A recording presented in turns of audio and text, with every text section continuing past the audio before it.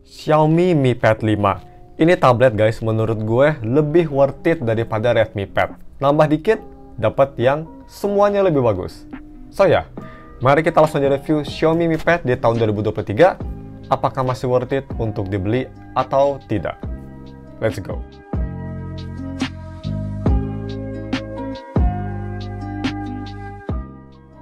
Halo guys, nama gue Gustaf dari StaffTech dan mari kita langsung review si Xiaomi Mi Pad 5. Sebelum masuk ke videonya, sorry kalau misal video ini agak sedikit gelap ya, karena lampu yang di sini nih gue ke atasin biar nggak mantul kena iPad-nya atau tabletnya, sorry. Soalnya kalau bisa kita giniin, bisa kita lihat kelihatan ya. Jadi gue ke atasin dikit, jadi agak sedikit gelap. So, sorry about that.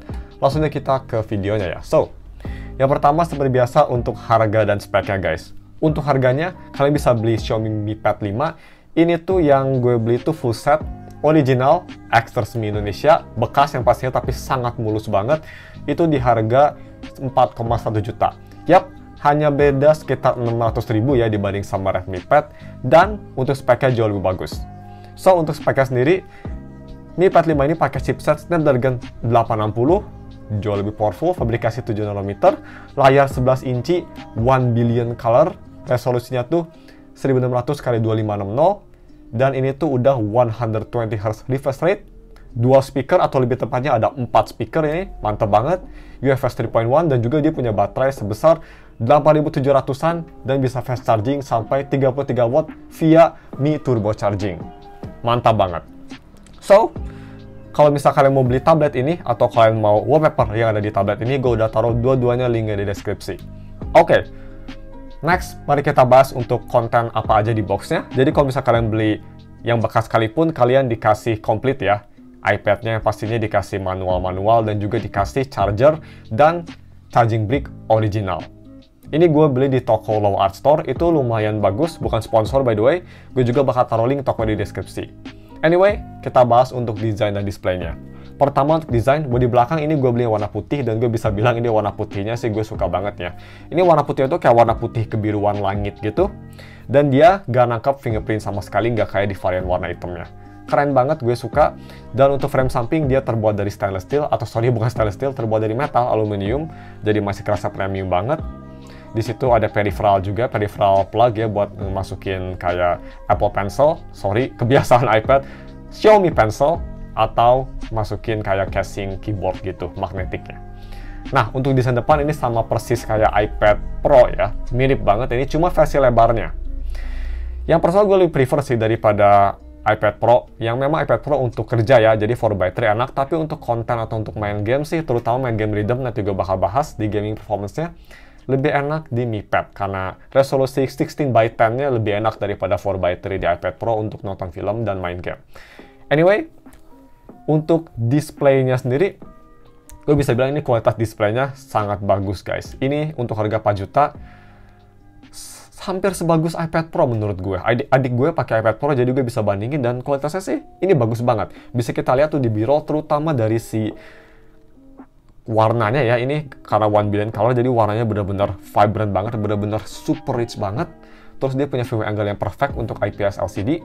Dan juga overall gambar kelihatan jernih dan enak dilihat sih ini iPad. iPad sih, sorry. iPad terus. Ini Mi Pad memang gambarnya bagus banget. Mi Pad 5 ini gambarnya benar-benar insane banget. Buat nonton film atau kalian kayak lihat-lihat foto, ini enak banget lah pokoknya. Dan juga yang nggak kalah bagusnya, ini visibility di bawah sinar matahari, surprisingly bisa kita lihat di B-roll kondisi cahayanya tuh matahari terik banget. Ini tablet masih kelihatan bagus ya, Mi Pad masih kelihatan cukup terang dan masih lumayan usable. Jadi kalau misal kalian pakai Mi Pad buat kerja di Starbucks misal di balkoninya atau di luar, ini nggak bakal kesusahan ngelihat layarnya karena brightness-nya cukup terang, nggak kayak di iPad 10 atau iPad 9 ya.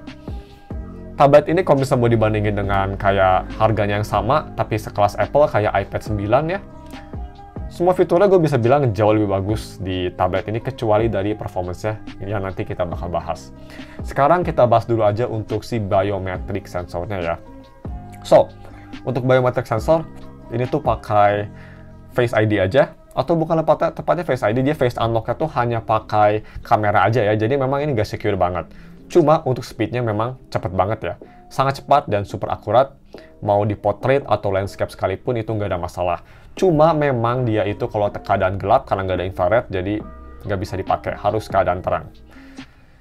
Nice. Oke, tadi juga gue lupa bilang, untuk si keyboardnya sendiri atau layarnya sendiri dia 120Hz, jadi nggak ada masalah untuk touchnya. Ya ini super responsif banget, enak dipakai, mau dipakai buat navigasi atau main game, semua kerasa responsif, nggak ada masalah. Anyway, untuk audio quality-nya, so ini speaker tuh dia quad speaker ya, semua sisinya tuh speaker dan udah support Dolby Vision. Gue bisa bilang ini speakernya bagus, dan juga gue rekomen kalau misal kalian mau pakai speaker HP ini, jangan lupa nyalain Dolby Atmos ya, biar suaranya lebih luas. Untuk karakter speakernya tersebut, ini lebih ke arah warm atau lebih ke arah hangat. Bassy banget ini, mungkin buat para yang suka balance bakal kurang suka, tapi gue masih lumayan suka. Ini kerasa bassy banget, vokal kerasa boomy dan jernih dan crispy dan punchy. Dan overall soundstage juga ini kerasa luas banget, sangat imersif berkat si Dolby Atmosnya. Dan overall full volume-nya juga ini bisa super keras banget tanpa ada distorsi. Ini gue kira-kira sekitar 80-75% udah keras banget sih. Dan untuk si headphone jack, ini nggak ada, sayang sekali nggak ada headphone jack sama sekali. Tapi kalian bisa pakai converter ya, USB Type-C itu 3.5mm headphone jack. Dan kualitas sendiri sebenarnya cukup bagus guys. Yang bikin gue nyesel banget kenapa di Mi Pad 5 nggak ada headphone jack. Karena ini amplifiernya bagus banget. Di volume 25-30% aja udah keras banget. Itu lumayan remarkable. Dan untuk sound signature ini lebih ke arah warm ya. Jadi kalau gue dengerin pakai Moondrop 2, itu IM yang punya karakter suara lebih ke arah flat bright, itu ngebuat IM tersebut bakal sedikit ada kehangatan warmnya. So ya, untuk lebih detailnya guys, ini dia speaker testnya. Gue rekomen kalian pakai headphone biar bisa ngedengerin tesnya. Ini sih menurut gue speaker testnya atau speaker soundnya bagus banget, sangat imersif. Check it out guys.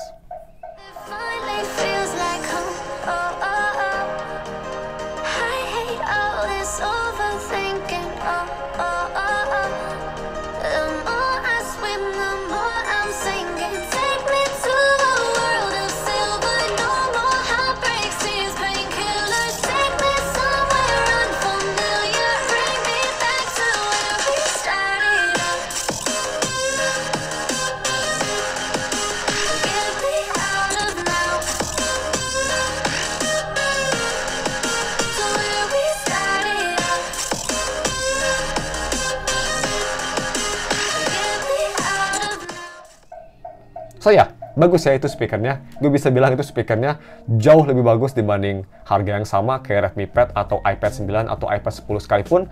Even dibanding dengan iPad mini 6 yang harganya lebih mahal, gue lebih suka speaker di Mi Pad 5. Nice job. Anyway, moving on aja, langsung kita ke si kamera quality-nya. Ini bakal cepet aja, karena siapa sih yang pakai kamera buat ngambil foto kalau misal di tablet ya. Buat ini tablet itu sebenarnya ada kamera biasanya untuk nangkep dokumen aja. Tapi kalau misalnya kalian kepepet dan ingin pakai kamera Mi Pad 5 untuk foto, ini kamera belakangnya menurut gue sih solid banget loh, surprisingly. Dia tuh 13 megapiksel, f2.0 dan bisa nge-record sampai 4K 30. Yap, 4K 30. Tablet 4 juta ada nggak sih? Tablet Apple aja nggak bisa sampai 4K 30. Dan untuk kamera depan ini juga cukup oke, 8 megapiksel f2.0 dan nge-recordnya hanya di 1080p 30 fps. Kualitas kamera belakang bisa kita lihat cukup bagus ya, cukup solid. Dynamic range bukan yang terbaik tapi masih cukup oke. Dan overall gambar bisa kita lihat kelihatan vibrant, detail dan juga enak dilihat. Ya, kelihatan kayak keluar dari HP-HP harga 2 jutaan lah ya, kalau misalnya mau dibandingin sama smartphone. Dan untuk kamera depan, ini surprisingly cukup bagus juga. Foto di belakang backlight, matahari terik, nggak ada masalah, masih bisa menangkap ke objek, cukup oke untuk harganya. Dan juga selfie biasa, kelihatan bagus, detail, sharp, dan juga warna oke. Nah, untuk video recording, 4K 30 fps ya. So, ini dia sampelnya, pakai resolusi 4K 30 fps rear kameranya. Check it out guys. Oke guys, so ini dia video recording resolusi 4K 30 fps. Buat kalian para weirdo yang mau nge-record di resolusi 4K 30 di iPad atau di tablet, tapi sih kalau bisa kalian kepepet nge-record pakai tablet kayak orang aneh sih, bagus ya kualitasnya nih 4K-nya. Stabilisasi juga ada, walaupun bukan yang terbaik. Nah ya, overall sih oke walaupun agak sedikit laggy ya. Dan kualitasnya juga cukup oke lah untuk 4K. Gak terbaik tapi cukup bagus untuk tablet. Nice. Well, kita moving on aja ke gaming performance deh. Nah, sekarang mari kita ngomongin untuk si gaming performance-nya. Yang menurut gue mungkin banyak orang yang bikin ngiler beli tablet ini dari si gaming performance-nya ya. So, ini tuh pakai chipset Snapdragon 860, fabrikasi 7 nanometer. For your information aja, 860 tuh sebenarnya 855 ya, cuma versi sedikit overclock-nya, atau versi sedikit refine-nya, yang artinya gak bakal sebagus 865 performance-nya, jauh masih lebih bagus di 865 kalau misalnya dibandingin. Tapi buat main game masih bagus, dan sebelum kita tes gaming performance-nya, gue juga di hari Rabu kemarin, gue ngebuat full review gaming performance only. Jadi 30 menit gue ngebuat review semua game yang ada di sini nih. Gue tes semua masing-masing, gak di skip sama sekali biar kalian bisa ngeliat performance-nya gimana. Gue ngebuat review tersebut Rabu kemarin. Itu benar-benar full in-depth gaming performance. Kalau misalnya kalian interested untuk ngeliat full performance HP ini buat main game atau tablet ini, sorry, gue bakal taruh link video gue di deskripsi ya. Kalian bisa cek aja langsung. Anyway, di video kali ini, di video review ini, bakal sedikit lebih in summary aja, long story short aja. Gua tes main game Genshin sama Bandori ya. So, untuk Genshin pertama, gua tes di resolusi semua tuh settingannya medium dengan FPS 60. Bisa kita lihat, tablet ini ada satu masalah, yaitu stutter ya. Suka kadang-kadang stutter, tapi kalau misalnya lagi exploring sih nggak ada masalah, masih bisa ngehit kira-kira sekitar 45-50 FPS-an.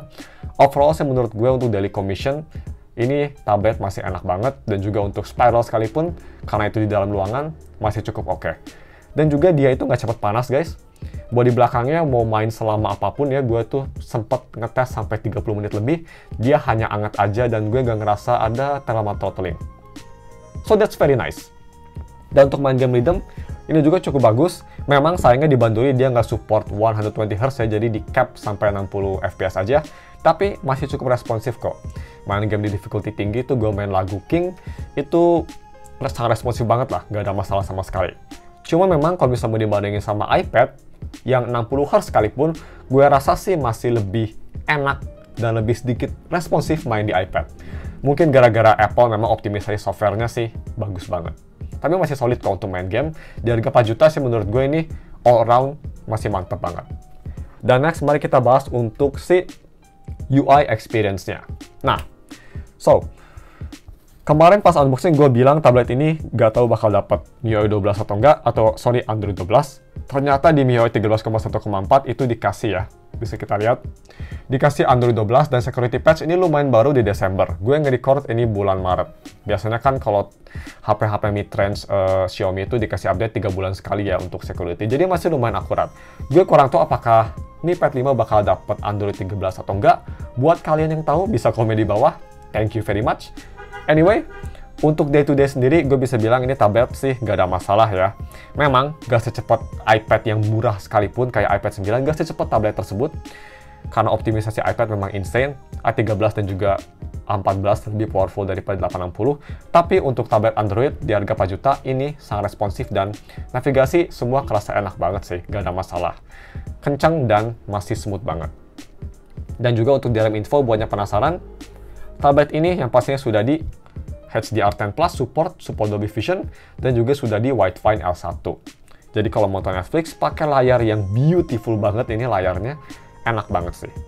Dan juga untuk si speed testnya, buat yang penasaran, so, yang pastinya ini Wi-Fi only, dan dia itu support 5 GHz Wi-Fi, yang artinya bisnet gue yang support 5 GHz juga bisa connect ke tablet ini.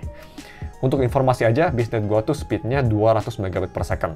Dan tablet ini bisa ngecapai speed tersebut cukup oke sih. Bisa kita lihat, dia bisa ngecapai, kayaknya bisa sampai 200 ya, bisa sampai 200 Mbps per second, gak ada masalah untuk Mi Pad 5. Nice. Speednya ini one-to-one sama speed LAN ya, mantap. Cuma memang kalau nggak salah untuk upload nggak bisa secepat downloadnya sih. Kalau nggak salah sekitar nge-cap sekitar 150-an. Yap, bisa kita lihat. Tapi overall ini speednya solid banget. Buat download Genshin yang biasanya seharian, di tablet ini cuma sekitar sejam udah selesai. Nice. So, moving on ke untuk multitaskingnya. Jadi buat yang nggak tahu, Mi Pad 5 juga punya gimmick-gimmick gestur kayak iPad lah, bisa kita bilang. Misal, cuma memang untuk fitur-fiturnya sendiri menurut gue nggak se-optimize atau nggak se-enak iPad. Di sini sedikit lebih nyebelin lah fiturnya. Kayak misal, oke, pertama, floating windows. Di sini bisa untuk multitasking floating windows ya, yang kalau di iPad tuh kita geser di kiri sini, dia bakal keluar aplikasi yang kecil. Tapi, kalau di sini, floating windowsnya agak sedikit ribet. Kalian harus multitasking dulu, pilih mau aplikasi apa, misalnya kita ke setting, dan nggak semua aplikasi support ya. Setting nggak support, kita cari yang support. Come on, mana yang support DRM? Oke. Misalnya kita mau floating windows DRM, kita harus buka multitasking, press and hold, habis itu klik logo ini, biar jadi floating multitasking. Tapi kalau udah floating sih ini cukup smooth ya, bisa kita lihat, dan untuk tutupnya juga tinggal diginiin. Untuk split screen, ini juga bisa, tapi sama kayak itu ya, sama kayak Android lainnya, kalian pilih satu aplikasi, press and hold, klik yang dua ini, dan klik satu lagi, dan dia bakal floating kayak gini. Dan pas lagi di multitasking gini sih, split screen smooth banget sih menurut gue. Kalian buka note, kalian bisa typing di sini, dan cukup smooth. Terus dia juga punya gestur-gestur kayak iOS ya. Kalau misal kita mau ke multitasking ke aplikasi sebelumnya, kalian bisa pakai 3 jari, tinggal diginiin, dia bakal ke aplikasi sebelumnya. Cukup smooth, tapi yang pastinya nggak bakal se-smooth iPad. Tapi menurut gue fiturnya ini untuk dimasukin ke Mi Pad udah cukup enak sih, cukup reliable lah. Walaupun terutama itu floating windows agak nyebelin sih menurut gue. So, last but not least, untuk battery life-nya. Ini baterainya cukup besar, 8700 mAh baterai, dan bisa fast charging sampai 33 watt. Ini baterainya cukup solid menurut gue, masih bisa bertahan 1-2 hari untuk pemakaian normal, kayak produktivitas buat skrip, sosial media, nonton video, ini masih bisa bertahan 2 hari dengan SOT sekitar 9-10 jam, dengan sisa baterai 20%. Tapi kalau bisa dipakai gaming, memang jadi agak boros ya, itu wajar. Nah, untuk charging speed sendiri ini cukup cepat sih, gue ngecas dari 0 sampai 100%, berkat Mi Turbo Charging hanya butuh waktu 2 jam pas aja. So, cukup bagus. Oke, sebelum kita masuk konklusinya, mari kita bahas kelemahannya dulu. Yang gue rasa pas pakai iPad ini atau tablet ini, apakah ada kelemahan? Pertama yang pasti dari optimisasi. Menurut gue, MIUI 13 di iPad ini atau di Mi Pad ini, gak se-smooth MIUI 13 dengan 860 lainnya, kayak misal di Mi Mix 3. Gak tau kenapa ini tablet agak sedikit struggling kadang-kadang kalau misalnya kita buka aplikasi lebih dari 2. Padahal RAM 6GB menurut gue cukup memadahi. Tapi gak tau kenapa suka agak kurang smooth lah dibanding sama MIUI 13 855 chipset lainnya smartphone. Mungkin dari optimisasi Mi Pad-nya kurang bagus, but I don't know. Kedua, yang tadi udah gue bilang di multitasking ya. Ini untuk gestur-gestur multitaskingnya menurut gue agak sedikit kurang polish. Kadang-kadang suka nge-lag, kadang-kadang suka jadi nggak jelas gitu. Ya, nggak se-smooth iPad lah. Ini bukan gara-gara gue nggak bener ya gesturnya. Ini gue gesturnya sama persis kayak gue pakai di iPad, tapi dia nangkepnya tuh suka all over the place lah. Itu aja sih. Selain itu menurut gue ini tabletnya di harga 4 juta, solid banget, layarnya oke banget. So, mari kita langsung masuk ke konklusinya. Untuk konklusinya menurut gue, ini tablet pas pertama rilis kan sekitar 5 jutaan ya. Sekarang udah di 4,1 juta aja, yang menaruh iPad atau tablet ini deket banget dengan Redmi Pad baru. Yang menurut gue kalau misal kalian gak apa-apa sama HP atau tablet bekas, ini bekasnya juga bekas berkualitas kok. Banyak banget yang jual dan rata-rata tuh bekasnya tuh masih bulus banget. Gue sih lebih prefer kalian beli Mi Pad 5 daripada Redmi Pad. Kenapa? Dia punya chipset yang jauh lebih powerful, high refresh rate screen, terus dia punya layar yang menurut gue mantap banget, quad speaker, kamera bisa 4K juga kalau misal kalian for some reason butuh nge-record pakai Mi Pad. Dan overall, dari A sampai Z, ini tablet lebih bagus daripada Redmi Pad. So, segitu aja konklusinya. Kalau misal kalian mau beli Mi Pad ini atau kalian ingin wallpaper yang ada di tablet ini, gue udah taruh dua-duanya di deskripsi. Thanks for watching guys, cuma segitu deh videonya. Kalau misal kalian ada saran untuk video ini biar lebih bagus, lebih di-improve, bisa komen di bawah. Atau kalau misal kalian ada saran gue mau review teknologi apa aja selanjutnya, mau itu laptop, tablet, atau iPhone, atau smartphone, bisa komen di bawah.